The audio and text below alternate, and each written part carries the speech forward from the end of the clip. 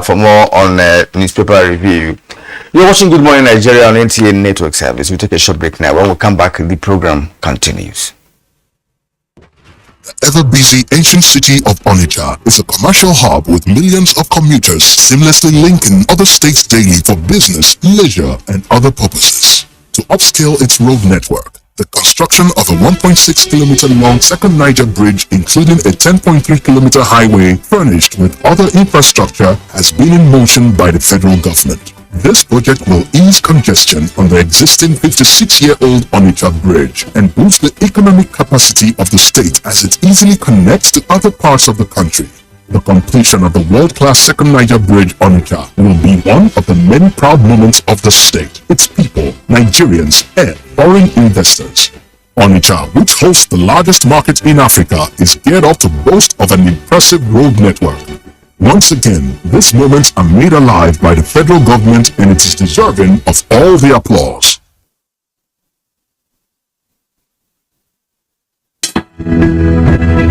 Dialogue, empathy, love, and unity. These are vital components of nation building. For all to be well, we appeal that we should refrain from volatile, provocative, inciting messages and language. Let's build and not destroy.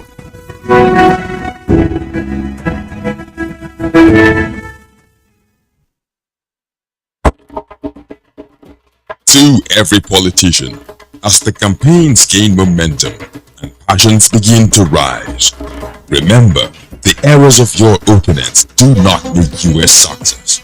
Do not run down your opponent and inflame passions to violence between and among your supporters. What counts is what you plan to do for the electorate and how you intend to relieve the sufferings and bring succor. Nigeria is in dire need of patriotic leaders at all levels, leaders who will make national development their priority. Concentrate on telling the electorate what you intend to do when you get into office. Focus on making your vision clear to the electorate. Don't engage in verbal abuses, fake news, or speeches. Keep dealing with issues that will bring progress. You win the hearts and minds of the people by being above board, by being civil, patriotic, and showing empathy. Let's join hands to make the 2023 elections peaceful. A message from the National Orientation Agency. Wake up the champion in your child. Give them energy to go further. Milo Active Go and the natural goodness of malt, milk, and cocoa helps wake up the champion in your child.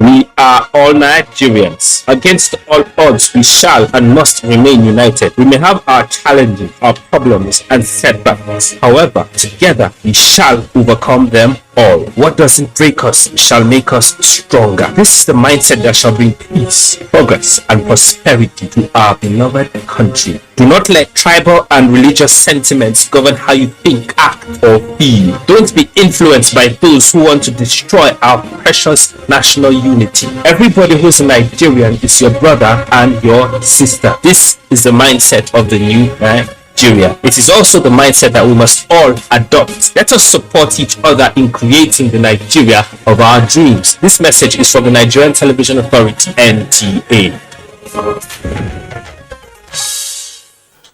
You're still watching Good Morning Nigeria on the network service of the Nigerian Television Authority. Now, as a prompt for our conversation, which is on promoting breastfeeding in Nigeria, let's listen to this report put together by our correspondent, Garba Natala.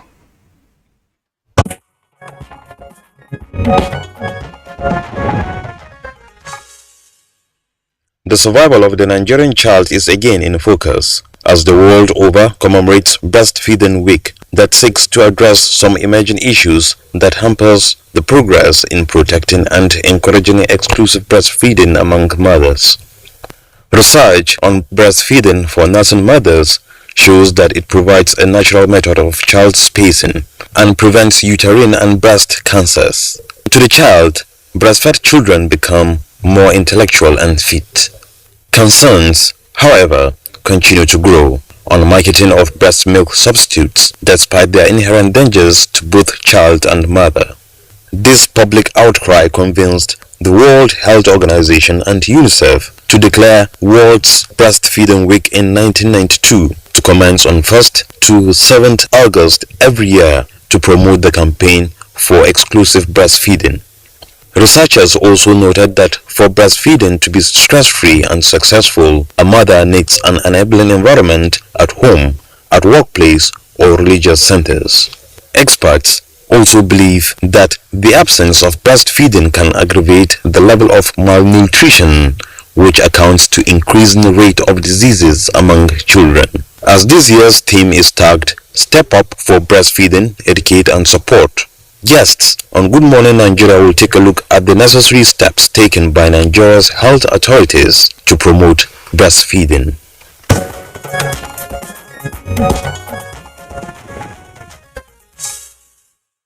Thank you, Garba Natala, for that report. And now to discuss the topic, let me first introduce here in the studio Dr. Salma Ibrahim Anas, Director and Head, Family Health Department, the Federal Ministry of Health. Madam, we thank you for joining us. Thank you. Good morning. All right. We also have here Nemat Hajiboy, UNICEF Chief of Nutrition. We are glad to have you join us. Thank you and good morning. Also with us in the studios this morning is the FCT Nutrition Officer, and she is Clementina Ebere Okoro. Clementina Okoro, we're glad to have you on the program this morning. Thank you very much. Okay. Joining us via Zoom from Bauchi is Dr. Riwanu Mohammed, who is the chairman of the Bauchi State Primary Healthcare Board. Dr. Mohammed, pleasure to have you on the program this morning. Good evening, viewers. Thank you for having me. Thank you very much. Dr. Mohammed, I don't know what time it is in Bauchi, but I thought we were in the same time zone. It's Good Morning Nigeria. We are live on the network service of the Nigerian Television Authority. So good morning, Dr. Riwanu Lukman. Could you say good morning again to our viewers? Good morning, NTA. Good morning, Nigerians. All right, thank you. That's better now. That's right. You have to kickstart this program, because I know that as an infant, I mean, you were breastfed for about 2 or 3 years, during your own time. You were not there when my mom was breastfeeding. Well, I didn't say so, but I know that. I was breastfed for longer. 5 years. For longer. Not up to 5 years. And not up to 5 years. Some of those things will leave out for biographical details. But certainly in our time, I mean, it was unique. To be taking infant formula at a very tender age. I mean, your mom gave you the breast milk and so on and so forth. Even though we had it then, there was a cow and gate, I think, and then lactogen also came much later. But everywhere you turn now, it's infant formula. The U.S. had a crisis recently over the scarcity of infant formula, because the producing plant, I think somewhere in Michigan, had some issues with quality assurance. So there was a shutdown. They were busy importing infant formula from different parts. I think some came from either Asia or from Europe. And there were fights at supermarkets where mothers were scrambling to get infant formula for their babies. But so let's just kick off. I know why is it a big challenge, as it were, to win over modern moms into the whole idea of exclusive breastfeeding, which is what our mothers gave to us majorly? Doctor. Yes, thank you very much. This is quite interesting when you said modern women. Women are women. And they have not changed, even though the responsibilities and then the task of modern days have changed the situation where women find themselves. And what most women want to work, and a lot are working. So in terms of friendly environment to continue to breastfeed, I think that is a challenge. And because when you work, most of our maternity leave is just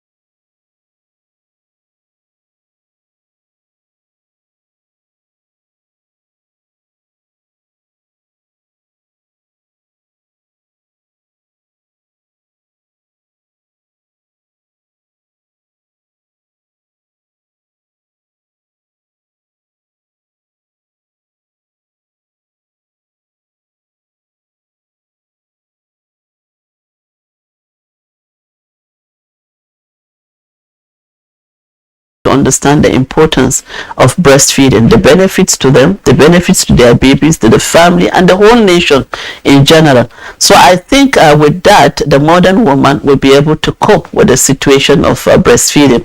Even within the family, she needs support. The immediate family members need to support the mothers to breastfeed, because it's a task also. It demands time, it demands energy for her to do it, and then the whole bigger family, the community needs to encourage her and support her to be able to breastfeed on demand. So even within the home, the household activities, it has to reduce on the woman, because this is something she has to do on demand. There is no time that you say you breastfeed for 3 hours and then stop and then come back after 6 hours and do. So she needs a total support within the home environment. Also have to be friendly, baby friendly home. All right, we can work some this explanation. So it's a job of its own from what I've explained, But I think God also embedded some qualities and capacity, in women naturally, that will make it easily adaptive, But when my colleague was talking about the young moms, I think that's also a very big challenge, because these young moms have the education, they have been sensitized, they understand the nutritional value of breastfeeding, yet they don't want to do that. Some will say, look, I don't want my breast to sag and stuff like that. We shall get to that. But I want to take on Nemat Haji Boy on this issue. Nigeria, they said, has only attained merely 24% of the rate of exclusive breastfeeding. How accurate is that estimation? And if that is true, what in your view, the UNICEF nutritionist, are the challenge, are the causes, as a matter of fact, why should that be? I mean, it's highly low, even when traditionally, women have been known for breastfeeding, Thank you. So I'd say actually Nigeria has a culture of breastfeeding. So if you look at what is the percent of children who are ever breastfed, it is way over 90%. So I would congratulate all the mothers in Nigeria for breastfeeding their children. As Dr. Salma said, we have definitions for what is the optimal way of breastfeeding, which is a child should be breastfed within the first hour of birth and not be given any other things like infant formula. She's just delivered, people say give little infant formula, the mother's tired, but we say no, should be only breast milk. And then for up to 6 months, only breast milk, not even a drop of water. So the statistic that you are mentioning, and it's about 29% actually, so it's about 1 in 3 children are exclusively breastfed. So if we look at the strict definition of exclusive breastfeeding, not even water, no infant formula, no food up to 6 months, that statistic is right. It's 1 out of 3 children. I will say though, there is good news. 10 years ago, that number used to be 17%. And so in 5 years, Nigeria doubled the rate of exclusive breastfeeding. By 2025, the World Health Organization asks for countries to make the exclusive breastfeeding rate about 50%. We have some new exciting data that will be launched later this month, and it looks like we are on the right track and the rates are increasing. So I would like to congratulate Dr. Salma and her team for doing a good job with, promoting, protecting and supporting women to breastfeed. You asked about the causes, and Dr. Salma alluded to them quite a bit. So one, we say everybody needs to step up. That is the theme for breastfeeding, and it is a job. So I ask and I'm going to challenge you with this. We say exclusively breastfeed for 6 months. 6 months is 180 days. Yeah. And if we say mothers should breastfeed on demand, they should be breastfeeding for 10 or 12 times in a 24-hour cycle. So this means in 6 months, if I'm a mother, young mother, I have to breastfeed 1,800 times, 1,800 times, and each feed lasts about 30 minutes. So from tomorrow, I want you to commit to doing something 10 times a day for 30 minutes at each time, And whether you're tired, you have to go out, whether you have to work, you still have to do it. Are you going to be able to do it without support? Biologically speaking, I thought that there are some hormones, Yes. some hormonal, development, in a woman that just gave to birth that produces the milk. Yes. It shouldn't be all that a problem. No, it isn't all mothers, and I want to assure, I think one of the biggest challenges we face is, when a young mother, first time mother tries to breastfeed, sometimes it's difficult. It's not an easy thing to do. But hormones are there, and all mothers can adequately breastfeed their children. But they need the support. So the challenge I'm giving you is not to breastfeed. The challenge I'm giving you is to try to do something 10 times a day for 30 minutes each. Okay. I can't even exercise 30 minutes for, 4 times a week. So mothers need support, as Dr. Salma said. I need support in my home. I need support from the health facility. I need support in my community. I need support in my religious place of worship. I need support in my workplace. If I don't have that support, I am not going to be set up. I always say, let's set mothers up for success. So how do we set her up for success? So that is the big issue. There are some myths. Also, we find one of the biggest causes or barriers to exclusive breastfeeding in Nigeria is that mothers believe, it's when it's hot in the summer here, it's hot. We all drink a lot of water, so there is a belief that along with breast milk, a child needs a few drops of water at least. And I again want to assure all viewers that babies in the first 6 months do not need anything but mother's milk. It has enough food and enough water to satisfy a child's needs. Okay, thank you very much, Nimat Hajiboy, for the points that you have made and the challenge you threw to my colleague Kira. Kira, I thought that perhaps one of the easiest responses to what she said would just be to breathe is an activity on its own. To breathe, as you and I are talking about breathing. So that answers the challenge, I believe. Exactly. If somebody is healthy, you can breathe on your own. If you are not aided in your breathing, then you are off. But if to be aided, that's when you know the value. We are taking it for granted now that we are able to breathe. We saw what Corona did. So suddenly it's there. But let's bring in Clementina Ibero Okoro to also elaborate on the challenges around exclusive breastfeeding in Nigeria. I know that there are a number of things that are ideas that have been developed, even infrastructure, if you may, around breastfeeding. And that's why I talked earlier about the modern woman in our time. Kira, mothers are working, they're running their businesses and they're busy breastfeeding. In fact, some even be carrying firewood. If the baby cries too much,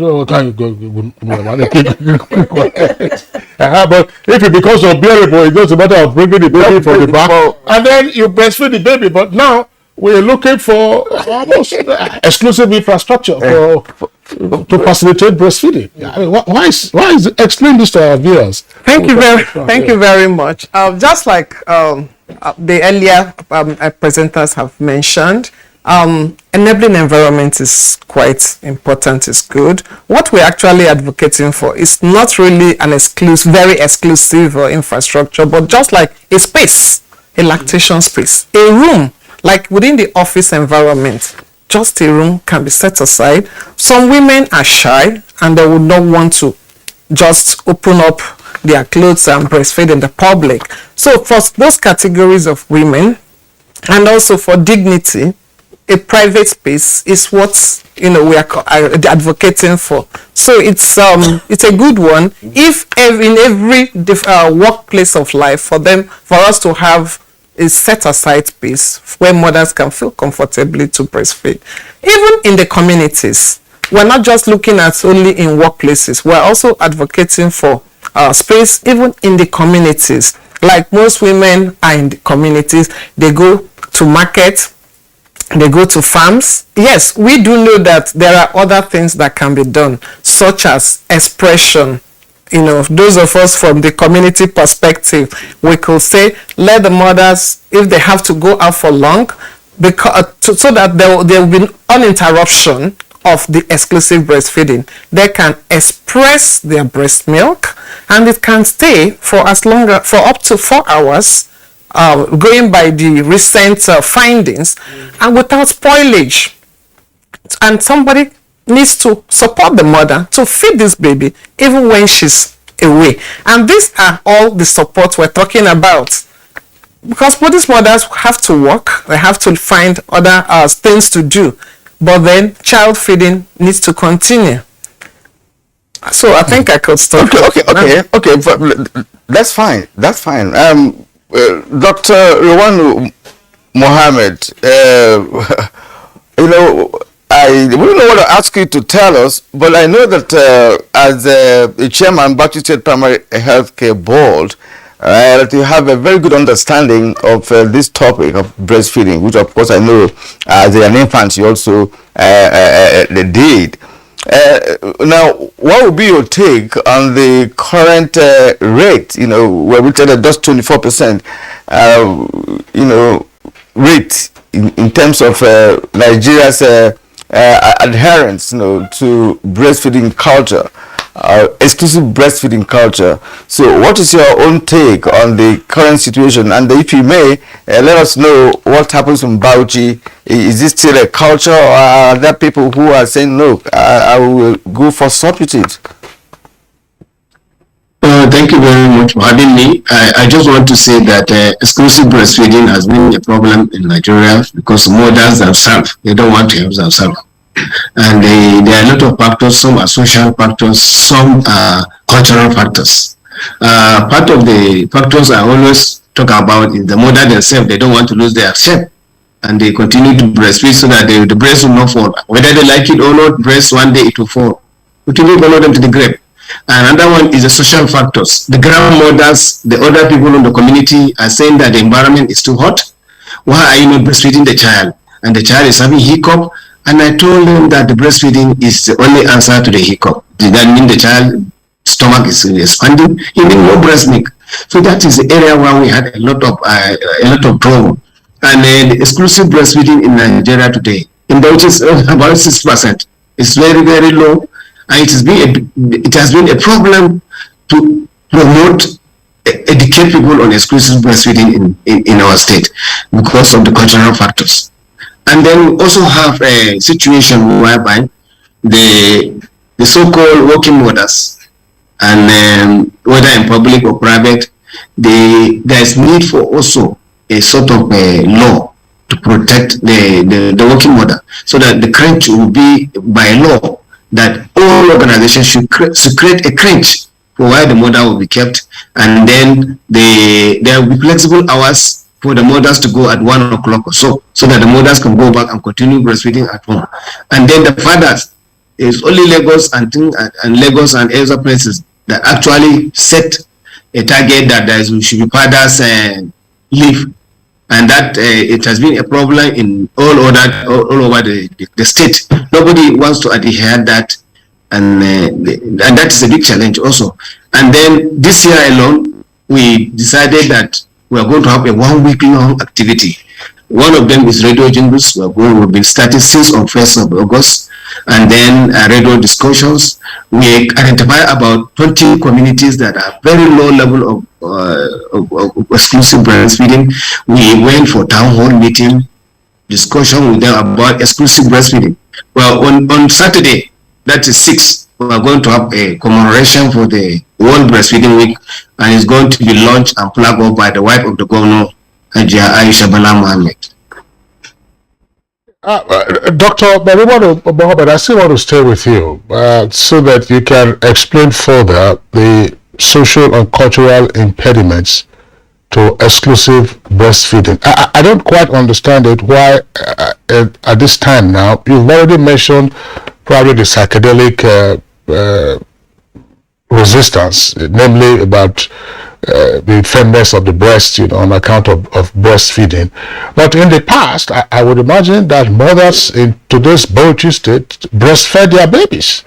So why is it that in this day and age, you are throwing up cultural factors as a hindrance to exclusive breastfeeding? Well, this one is not even far away from my own family. my own relations, this is a thing that I have observed. All my babies are exclusive breastfed. I've observed about, I have 9 children, about 6 of them are exclusively breastfed, and they are healthy. They have never had any sickness, not even a diarrhea. So the advantage of breast milk is very important. But the mothers think that this environment is not like America. It's not like Germany, where it is very... So the cultural factors play a very big role, because the grandmothers, the mothers say, no, you have been breastfed. So why are you now preventing this child from getting breast milk? I don't understand. Okay, all right. I'm not sure. Okay, I think he's true. I thought we were having difficulties linking him up. All right, we're back here, ladies. Let's get to this. And I want to ask Dr. Sama Ibrahim Anas this. When we're growing up, if your friend misbehaves, in a certain way, we usually say, look, in fact, I'm not sure you sucked your mother's breast. Yeah. But which is, for me, a tradition. It is within the local area that, look, that if you were not breastfed, that there's a tendency that you will not behave normally. That's and so on. So it is our culture. But I can't just understand, what Dr. Ruwan Mohammed, meant when he talked about the cultural impediments and so on in a continent, where breastfeeding is traditional, it's culture, it's something one has to begin with. We don't need to preach about it, but of course, because of the modern day world, we begin to experience this issue of not wanting to breastfeed a baby. Like some people, because I had the privilege of covering breastfeeding day during my reportorial days, and I kept asking the younger ones as to why wouldn't you want to breastfeed your baby? Some of the challenges you mentioned, came to the fore. She was talking about going to the market and all of that. Some of them are saying, okay, she's working, and where she's working, there's no place for her to breastfeed her baby and whatever. Some go into their cars, do breastfeeding and what have you. So now, what should be the focus of agencies, responsible for this sensitization and what have you? Because the younger mothers today are not into breastfeeding. They are patronizing the substitutes, and that is what is happening at a greater level. So what can be done to see how you can make this younger generation of mothers to understand the concept of breastfeeding and why it should be sustained? Thank you so much for bringing that. Before I talk on that, I think we need to clarify where we are coming from. It is true what has been said, that culturally Nigerians breastfeed. That is the norm, to breastfeed. But what is more important, are we properly breastfeeding? And what has been the trend of our childhood mortality over the years? It has not been good. So it is to go back to say that, are Nigerians culturally properly breastfeeding? And the answer is no. We are not culturally breastfeeding. The norm, it's a misnomer to say that Nigerians don't breastfeed. It's abnormal, just like you said. Most women breastfeed. That is the natural way, and that is the cultural way that we see traditionally and up till date. But in terms of proper breastfeeding, the culture, there are lots of belief. Immediately a woman gives birth to a child, the first breast milk that comes out, which is thick, yellowish, which is called a colostrum, is discarded. Culturally in Nigeria, most cultures across the country have demonstrated that for several years. Since the time of our grandparents, they discard that breast. And that breast milk is highly concentrated with food supplements, with nutrients, with medicines, I would say with antibiotics. In fact, it's the first immunization for the child. But our culture discourages that in most cases. So that is not right. So that is not about the modern woman. It's also about, how do I say, the older woman, my mother's generation, my grandmother's generation. And then, but I'm sorry to interject, yes, while you're still on this subject.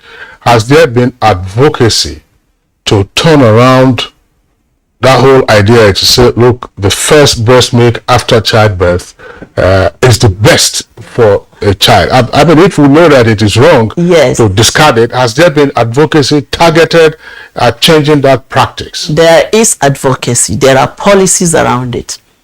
And this is what we are saying.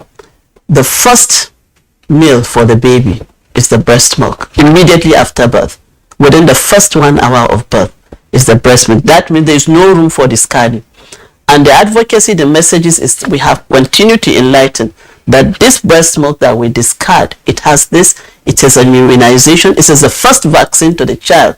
It protects the baby. It has high concentration of glucose that even if it is coming drop by drop, it's still very useful to the baby. You don't need to start any infant formula at that time. And this is part of the advocacy that we are seeing.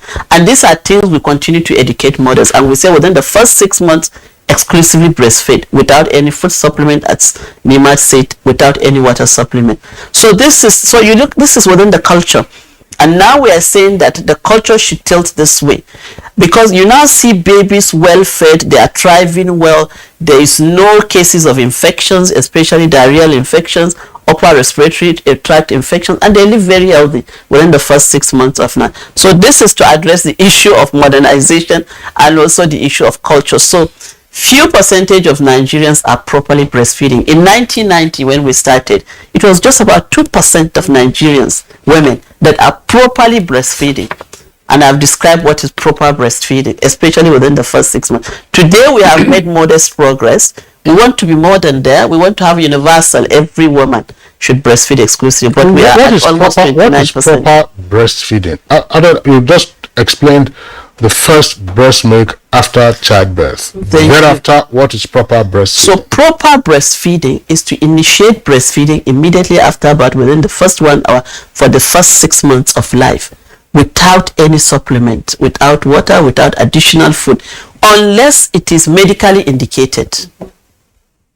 That is the only thing that should be added. So this is proper breastfeeding within the first 6 months. And thereafter 6 months, continue to breastfeed up to 2 years, but we recognize that as the child is growing, the breast milk will not be enough from 6 months. So you now start to introduce a balanced nutrition as a complementary feeding to the child. And this is what we describe as proper breastfeeding.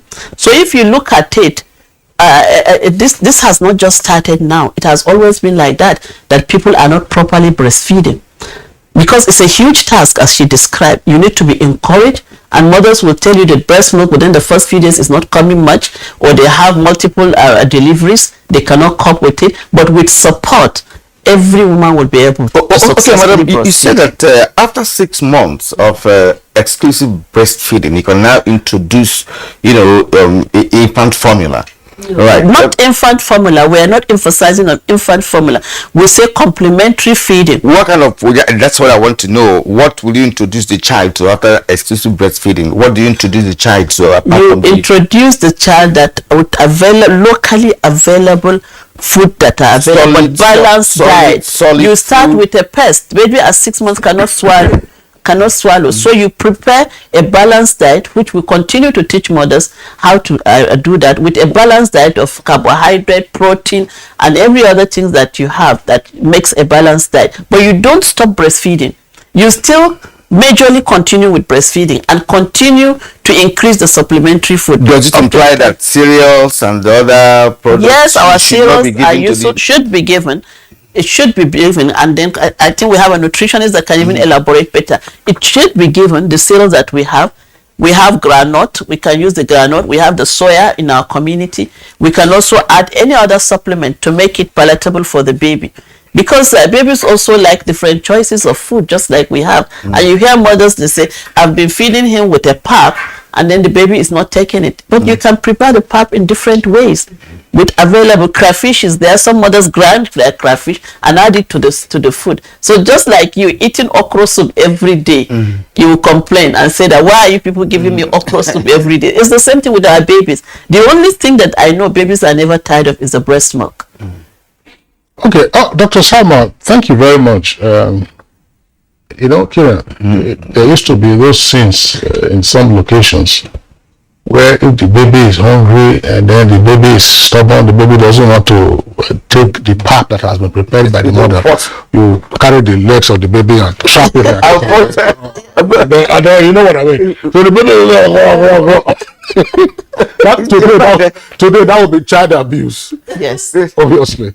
Okay. Well, we've seen a lot. Exactly. But the exclusive breastfeeding we're talking about, is it for single births or for multiple births?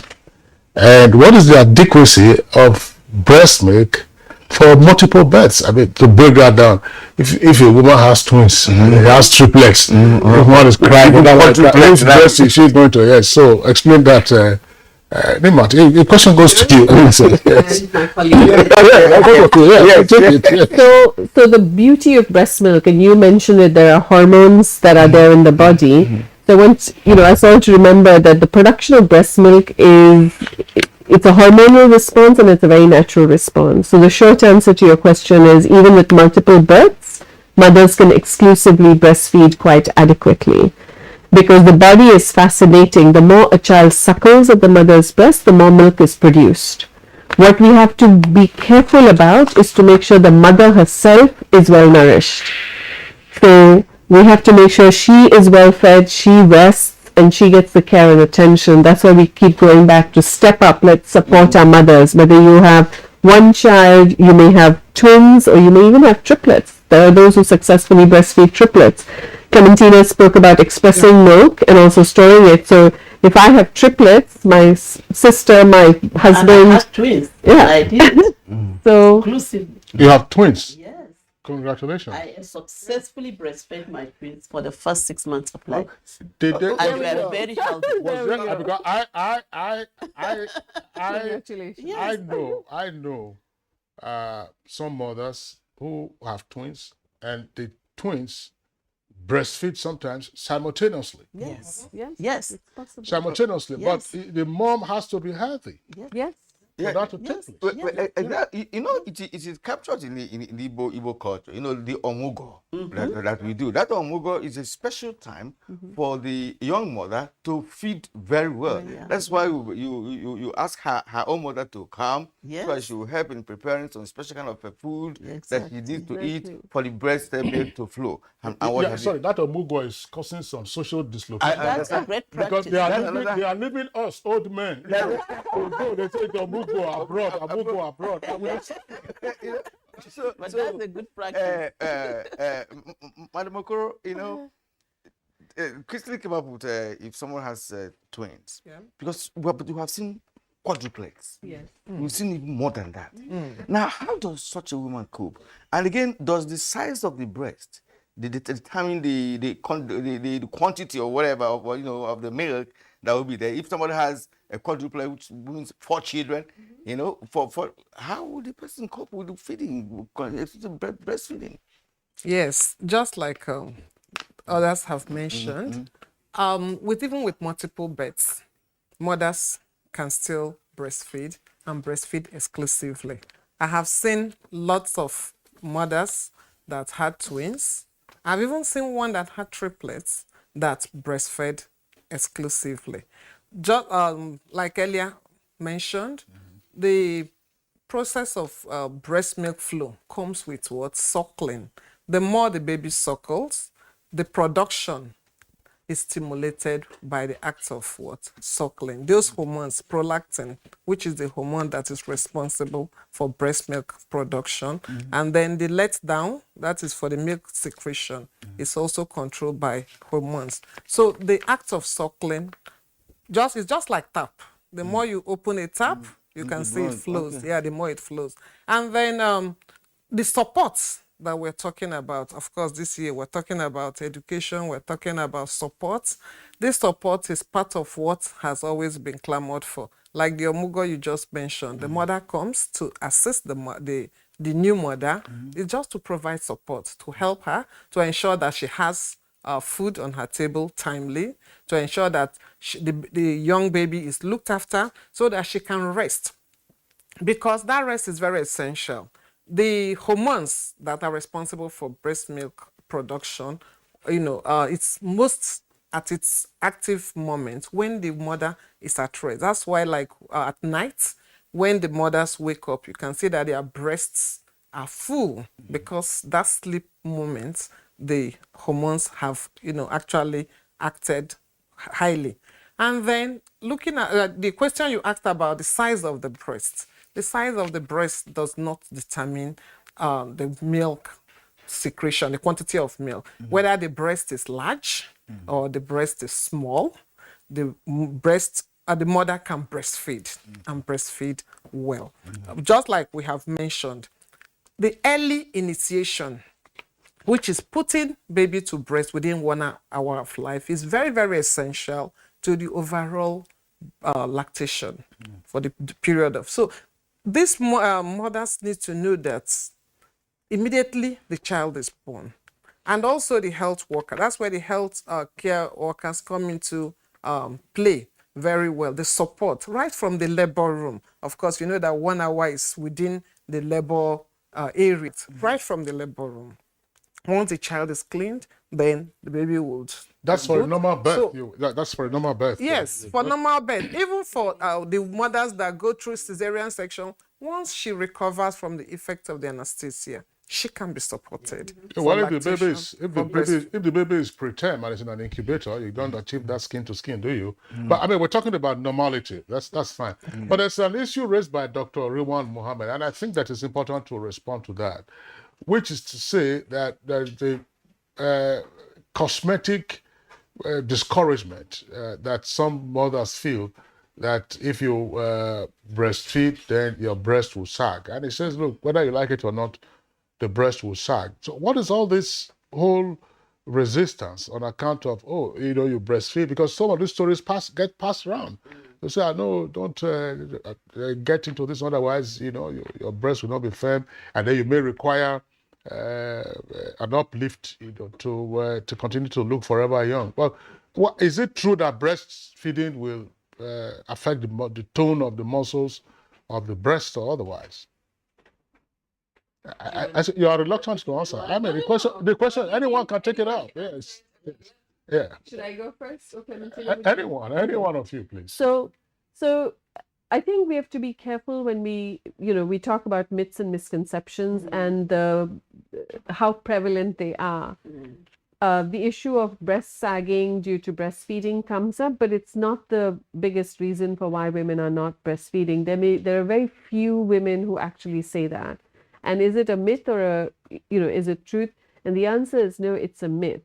Breastfeeding doesn't cause your breast to sag. It is a whole slew of things that happen to a woman's body over time, just as happens to men's bodies biologically. As we age, as we change, as we put on weight, we lose weight, things change. But the act of breastfeeding does not really cause breasts to sag. I also wanted to make a small interjection to the earlier question.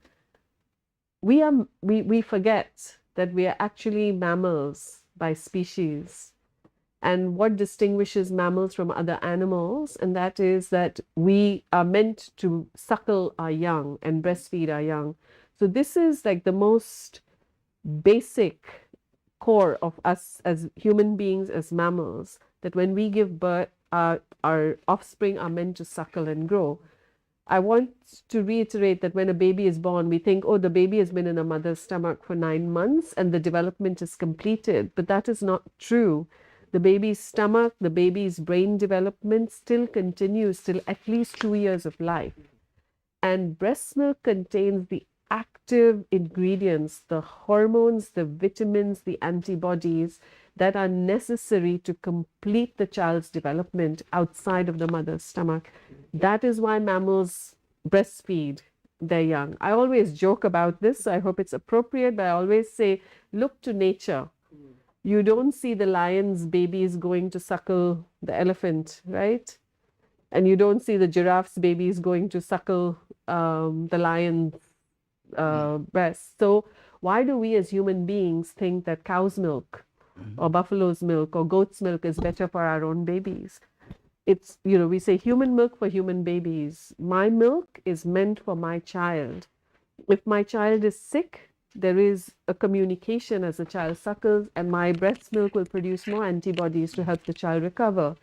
You heard our colleague from Bauchi say that 6 out of the 9 children he's observed closely have been exclusively breastfed, and they didn't have any illness. They didn't have diarrhea. They weren't sick.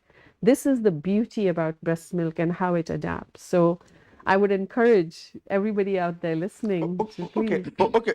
Before we go to Dr. Ruwanu Mohammed, I like Dr. Sama, to clarify this. Can there be a situation where after childbirth, and perhaps because of infection or other medical reports, that the mother's milk will not be good for that child at that point in time? Is there such a clinical situation, that happens? And in that case, what happens to the child? How will the child be assisted? Yes, thank you, Karian. There's nothing that is 100% perfect. Situations can come up on both sides, either mother's side or baby's side. So you can have a baby delivered, as he said, preterm, and also a sick baby. Preterm does not make a baby sick anyway.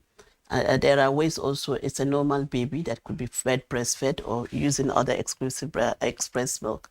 So you could have a sick baby that cannot suckle, a very sick baby. So in that situation, you can express the breast milk. And in the hospital, they have ways of administration, either through the nasogastric tube or whatever way to administer the breast milk to the baby. So that is encouraged even within the hospital, because the breast milk, as she said, is the prime, is the natural nutrition for the baby. And the sick baby needs most at that time is also the breast milk. On the other side, you can have a mother also that is very sick, that cannot breastfeed, and then we can express the breast milk if the breast milk is okay. But you can also have a situation where the breast milk itself is infected. Yeah, that's what I'm asking. Exactly, maybe in a situation of HIV, So that is why I mentioned in the first instance, until medically prescribed. That is the only instance where you use other substitutes of breast milk, like the infant formula, like even the cow milk or the goat milk, until medically prescribed by a medical doctor, a pediatrician or a neonatologist or a health worker, whoever is available at that point. So this is what we said about medical prescription, and this applies to sickness on both sides, but not in circumstances of it's just the wish of the mother that I don't want to breastfeed. So this has been well explained because of cultural issues, because of misinformation that is going on within the community, or because you want to return to work immediately, so you feel that you should switch over to infant formula or other substitute. All the options are there. You can express, you can carry your baby wherever you are, wherever your baby is. The breast milk is there in its natural form that does not require any work in terms of either using utensils, using energy to boil the water. You just pull it out and feed your baby. And this is what we continue to emphasize on the environment, the baby-friendly environment. And that also, for instance, this year is also to focus the theme on actors. So it's not just about the woman alone, but there are key actors, and we've talked elaborately about the actors within the home, the partner, the husband, the mothers that go, which is, I believe, is still a very good practice. Which, the omugo. The omugo. Let's be specific so that the omugo is still a very good practice. We shouldn't be selfish about it, because we need to nourish our babies. We need to also bring that experience to support the young mothers to continue to breastfeed. I have benefited so much from that. As I told you, I had the twins. My mom was a big support for me to successfully breastfeed the twins for the first 6 months. So these are actors. The mother-in-laws are actors. The grandmothers are actors. And then the religious leaders are also key actors in creating the enabling environment, giving the right information and giving support. And also within the hospital. How much, sorry to leap in here, how much education is going to these other actors? Because in the omugo circumstance, it is the grandmom of the new baby that comes. We already talked about the social consequence. That's on the side, because omugo can stretch from 1 year to 2 years, especially if they are abroad, and then you leave your husband back home. But the key thing is, how much education are these other actors getting? Because, I mean, the mom will want to say, look, transmission of knowledge. to say when you were growing up, this was the way we did it, Yeah. and this is the way we'll continue to do it. So how much education are they getting so that we can get the proper breastfeeding? Yes, so the whole efforts, when we talk about enabling environment, it is all about the policies we put around, and then there are guidelines to support capacity building of these actors. So our health workers, she has said it, we have guidelines for training them on how to have the right skills, the right information that will impart as soon as they have contact with mothers to be, if right through from the antenatal care, to provide information on breastfeeding and its benefits. So that guidelines and all the documents are there. We also have efforts in engaging with community people, community leaders, religious leaders, and also women groups. You know, women also form support groups within communities, are encouraged, and they are trained also on the benefits of breastfeeding, how to initiate breastfeeding, up to the extent of how to even position a baby properly for breastfeeding. Okay. Yes, so all these are there in terms of capacity building of the actors. All right, madam. We're going to take a short break, but before we do that, let's bring in Dr. Ruano Mohammed once more. Let's bring in Mohammed once more before we take a short break, so he can make a second comment, you know, in the conversation. Dr. Mohammed, you told us earlier on that you're not satisfied with the rate of exclusive breastfeeding in Bauchi State, but we've all agreed here, of course, with the guests we have here in the studio, that breastfeeding is a norm, it's a culture. You know, that what the world is experiencing today is because of modernity and what have you. We have a more number of working mothers, and the more mothers who are even breadwinners. They have to get around, you know, to help the family. Now, is it that in Bauchi State is not a norm there? And let us know again what the Bauchi State government is doing in the area of sensitizing the local population of women with respect to abiding by exclusive breastfeeding. Let me just say that this is not only Bauchi State. I was working in FCT Executive Secretary for 8 years. The percentage of exclusive breastfeeding is about only 6%. Later, it grows to only 10% because of the so-called illiterate people who doesn't want to breastfeed, and they are very busy. And it is a big challenge. I still disagree with the former speakers about the issue of multiple pregnancies, particularly above twins. When there are 3 or 4, when there are 3 or 4 babies quadruplet, I think the medical advice actually required. There are mothers. Actually, the education started from antenatal care about the issue of exclusive breastfeeding.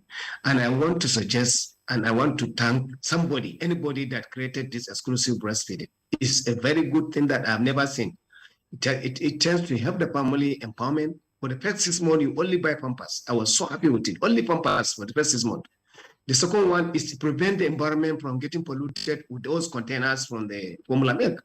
So it is something that I think if there's an award we are going to give to anybody that brought about the issue of exclusive breastfeeding should be given an award in the whole world, because our babies are getting healthier. Most of the mothers that agree with the exclusive breastfeeding formula, their babies are not having sickness at all. And the advantage of exclusive breastfeeding to the mother is that it prevents cancers. It brings intimacy. And the normal temperature, she doesn't need to do anything, just bath and breastfeed the child. You don't need to go and buy anything from outside. Advantage to the child, it prevent infection, antibacterial property from the colostrum, as all our speakers mentioned. And that is the first immunization of the child to protect the child from diarrhea, from other biases like delinquencies. The child that is exclusively breastfed will have high IQ. And I saw it here in Bauchi. On Saturday, the wife is going to launch the exclusive breastfeeding and plug up with the road walk all over the town. And we're doing it in 3 senatorial zones. And we're also working very hard with all our social mobilization, health education in the communities, trying to create in all our communities. We want exclusive breastfeeding to rise from this 6% maybe to 15 or 20% by the end of next year. Before the next next World Breastfeeding Week, we want to at least work towards making it 15%. But I'm telling you, it is a bit difficult because of our culture, because of our tradition, and we're involving traditional rulers. We're involving religious leaders. Why? During the sermon in the church, We have sent all letters to the Christian Association of Bauchi State and the mosque that during the sermon they should talk about exclusive breastfeeding. And then I want to inform Dr. Anna Skolo that the initiation of the reactivation of baby-friendly center should be done. Because we're already having before what you call baby-friendly centers in Nigeria. It has been discarded. Now I think it should be done. Now look at the situation whereby you need to get a firewood to boil the formula, to boil the water for the formula milk. There's some people are using feeding bottles, which brought about diarrhea, and the importance of exclusive breastfeeding to a child itself. It prevents diarrhea, good erosion of teeth, intimacy. I don't know why. I'm the father of the child. I'll hold the child will continue crying. But because of breast milk with the mother, immediately the mother will hold the child will stop crying. And that is an intimacy between mother and the joy of the mother. So we should also look at the issue of those sickness that can prevent breastfeeding. Number one, the retraction of the nipple. Early mothers and the positioning of the baby for breast milk is very important. To position the baby when you are breastfeeding the child is very important to put at the angle that is required. So that can be done in the antenatal care and then during the early initiation. Thank you very much. Okay, really, we're going to take a short break, but just a little clarification from what you say. When you say that it is difficult to achieve exclusive breastfeeding in Bauchi because of our culture and tradition, we begin to wonder, what culture are you talking about? Is it that it is not in the culture of the people to breastfeed, or is it that maybe there are some new culture that is emerging in the area that's making it difficult for them to take up breastfeeding as exclusive? All right, we will do that when we come back from this break.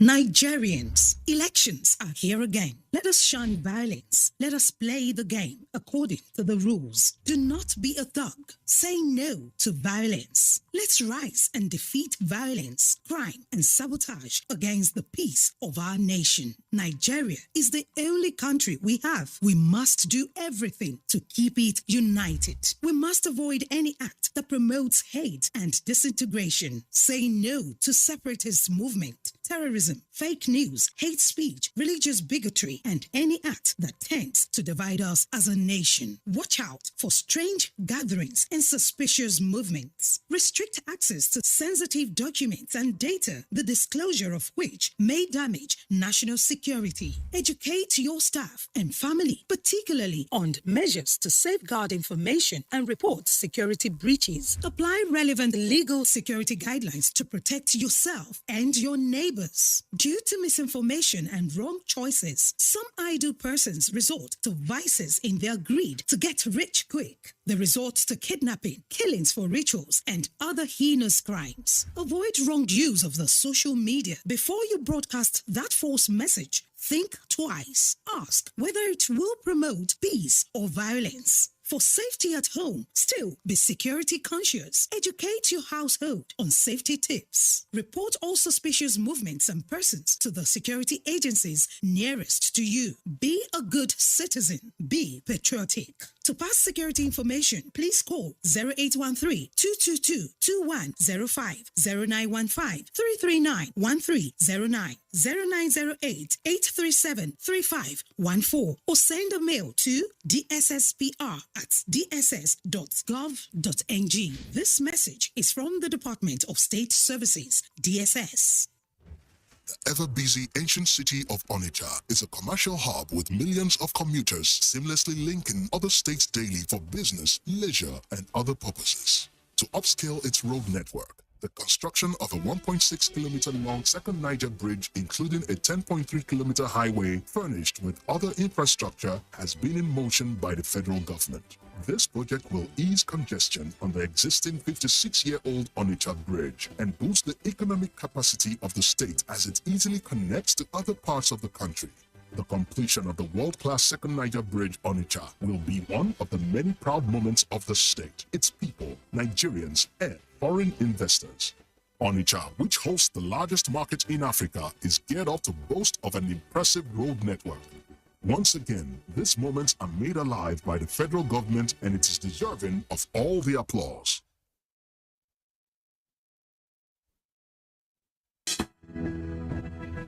the counsel of our fathers. I will urge and advise our younger generation to use talent and brain to sort out problems, not arms. Nigerian youths, let's build our nation together.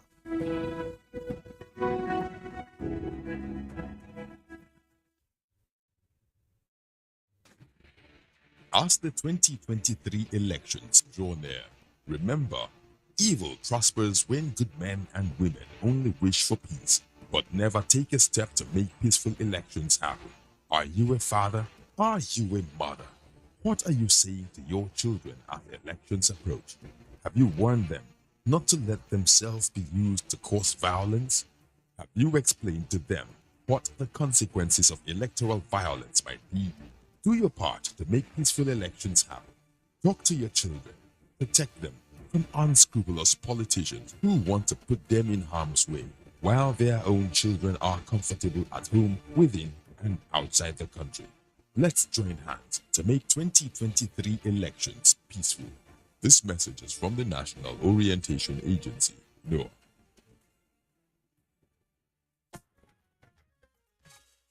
All right, you're welcome back, and it's still Good Morning Nigeria live on the network service of the Nigerian Television Authority. Dr. Rewan Mohammed, rather.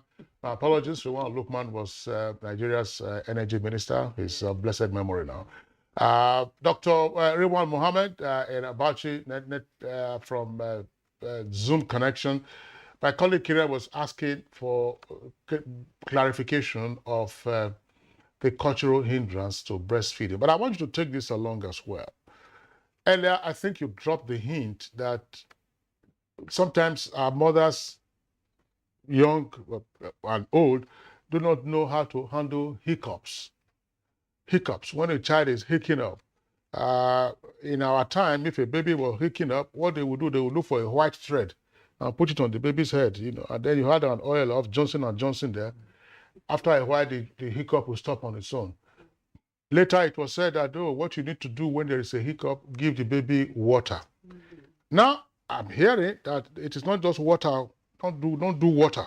It is breast milk that you should do if it is within the first 6 months. How do you explain all of this to our viewers, plus the question Mike Kieran asked in terms of clarifying the cultural obstacles to proper breastfeeding?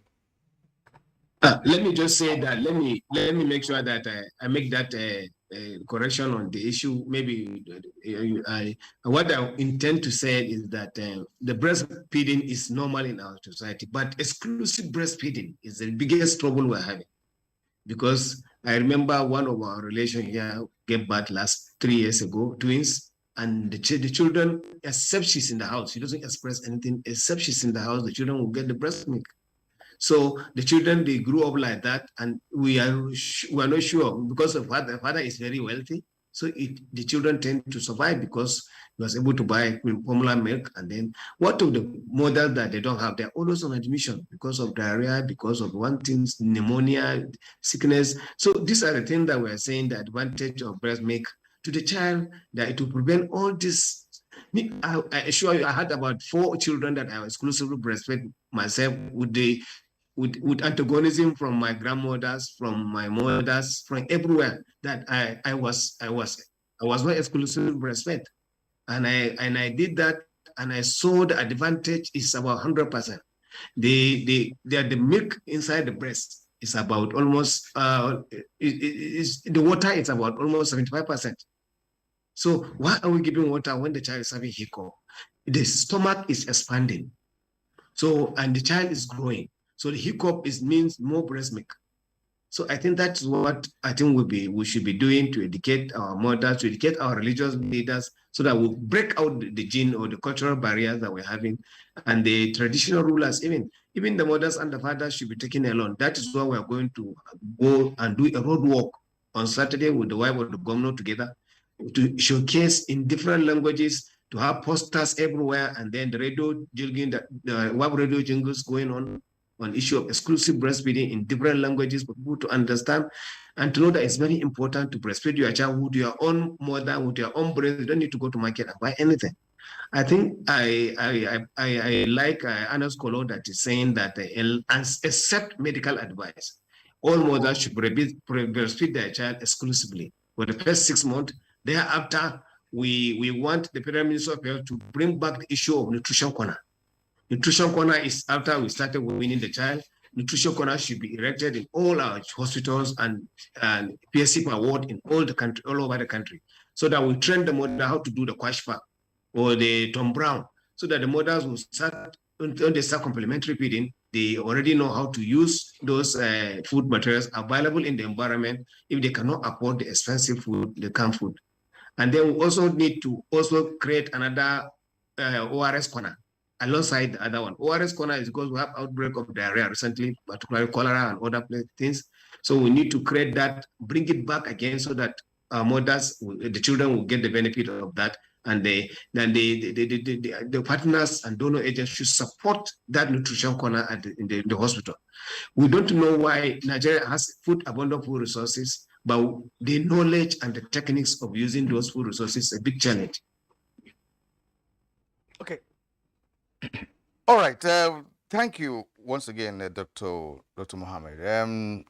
Let me ask you this, Clementina Eberukuru. There are situations where perhaps after child delivery, the mother may not survive, the child may survive, and I've seen occasions where the child was given to another woman to breastfeed and all of that. How healthy is that?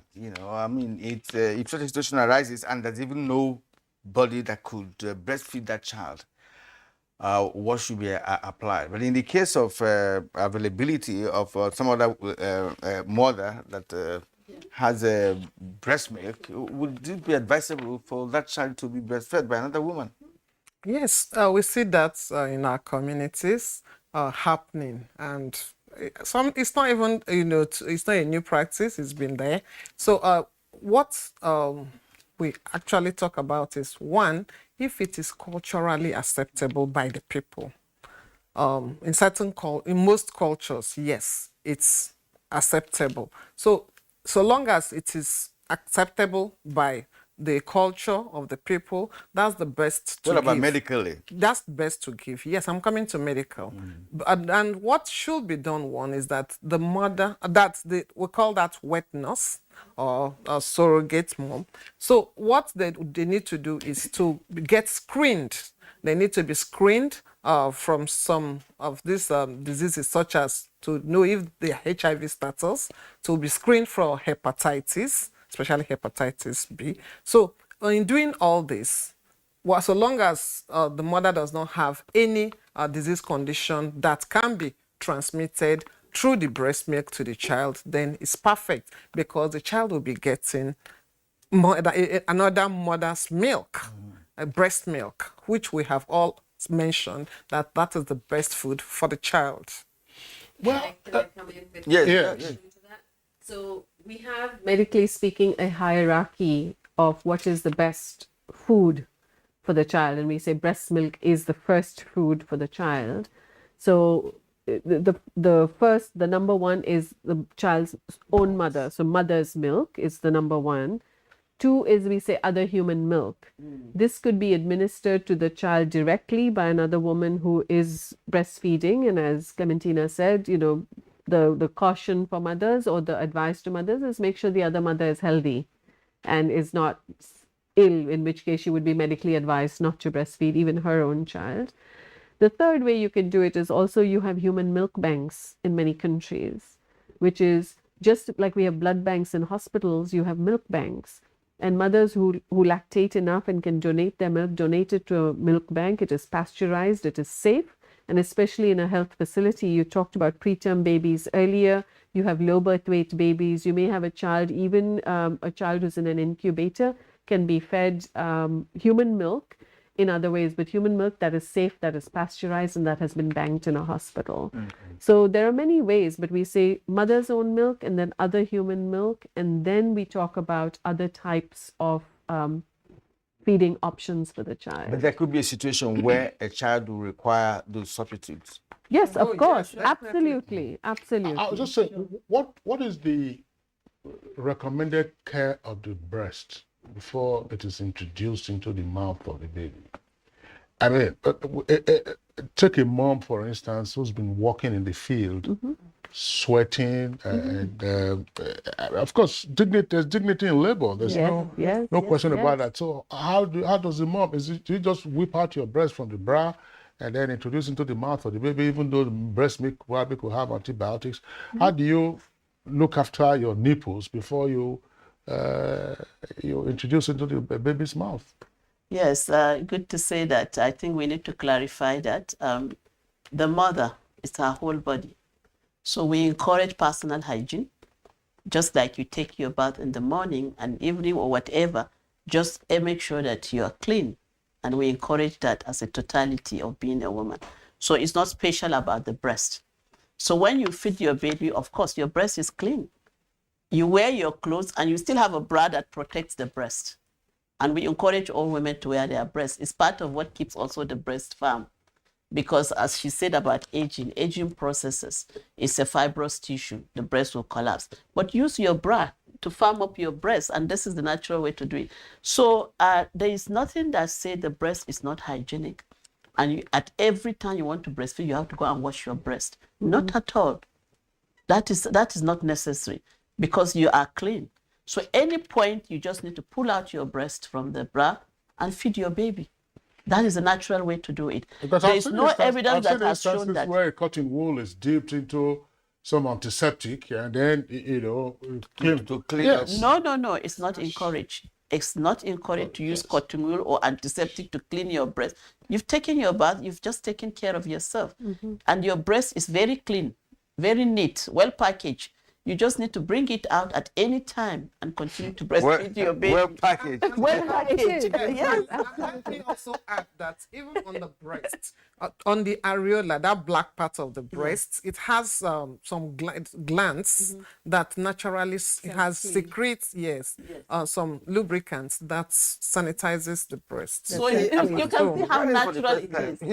Now we are doing a closing thoughts now this time around because we don't have time, right? Closing thoughts, okay? Sure. Now I want you to speak to the younger generation of mothers that we have today. Because as we speak, I have neighbors, I have people who don't breastfeed, honestly speaking, who are pretty young mothers, they're in their early 20s, the language they understand is totally different, from what you are saying this morning and all of that. So let's just a brief advice, to this category of mothers.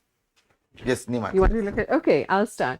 So I want to say two things. One, and it feeds off what Dr. Salma just said about packaging, how well packaged breast milk is. And I just want, we've come out of a COVID crisis, right? And the big thing was immunization. And there is a saying that says, if today I was to invent a vaccine that could deal with many illnesses, reduce child death, that did not require refrigeration, that did not require needles to administer, that did not require any of this big infrastructure flying in from one place and flying in from another country, I would win a Nobel Prize, right? So here we have a vaccine, an extremely beautiful product, for lack of a better word, or substance that is meant for the baby. That is an award-winning Nobel Prize. And even if I was an economist, I would win two Nobel Prizes because, breast milk and breastfeeding is also good for the economy. You heard Dr. Mohammed say it increases IQ of the child. Breastfed children have IQ points that are higher. So my advice to young mothers is, this is a natural substance. As young mothers, as new mothers, or we think we're the educated generation, we seek information, reach out. This is an amazing substance that is climate smart, that is medically safe, that has all the benefits you can ever ask for.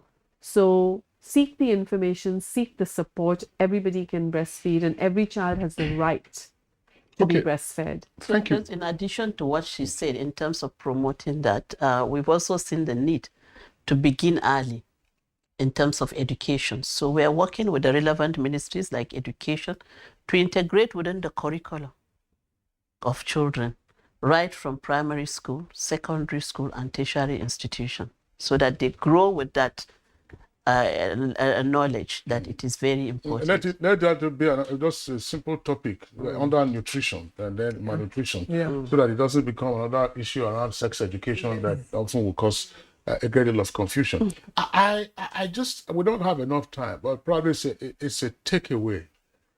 How much support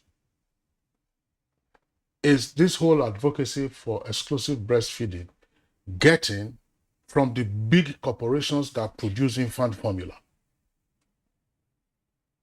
That is international economic politics. So, yes, for another day.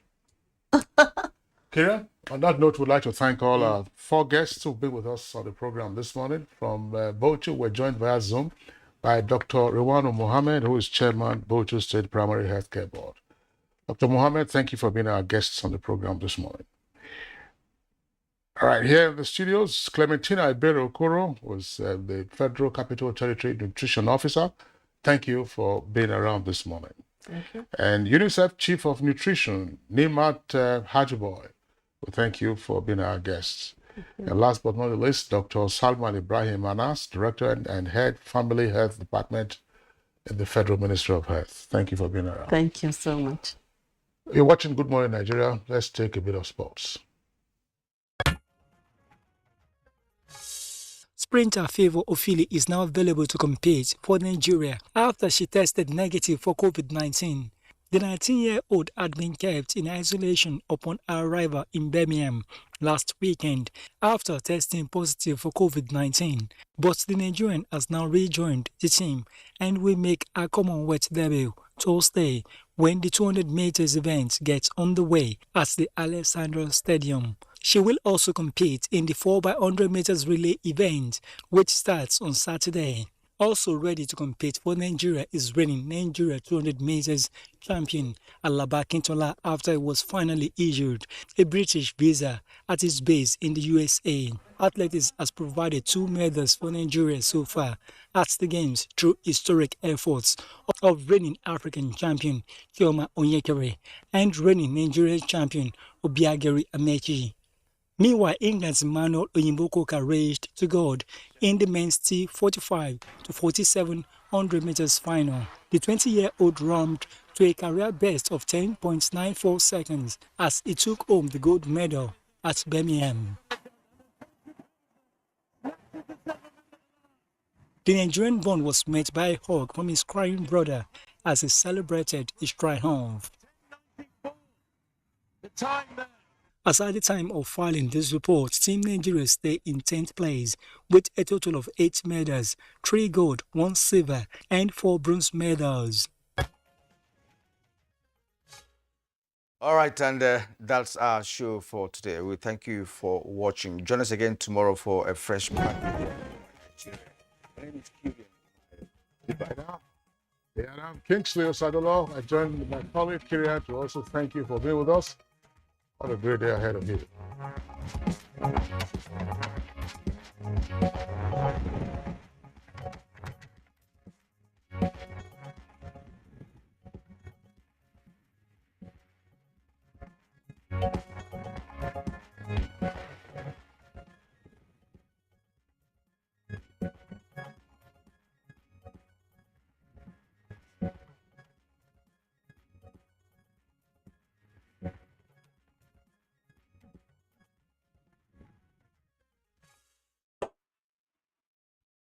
The days.